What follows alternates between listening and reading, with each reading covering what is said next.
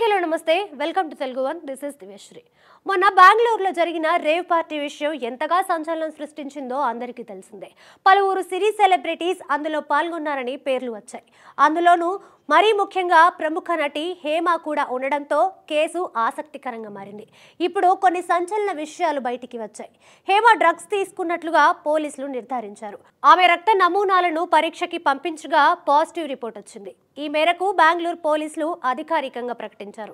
దీంతో తెలుగు చిత్ర పరిశ్రమ ఒక్కసారిగా షాక్కి గురైంది.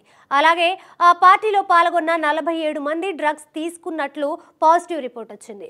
ఇప్పుడు ఈ విషయం ఇండియా మొత్తం హాట్ టాపిక్ గా మారింది.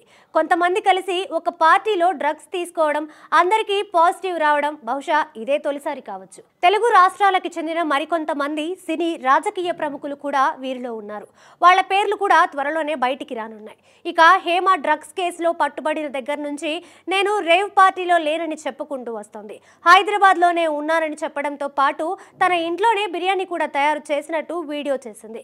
ఈ విషయం మీద కూడా పోలీసులు సీరియస్గా ఉన్నారు. 1989లో సినీ రంగ ప్రవేశం చేసిన హేమ ఇప్పటి వరకు 140 చిత్రాలకి పైనే చేసింది.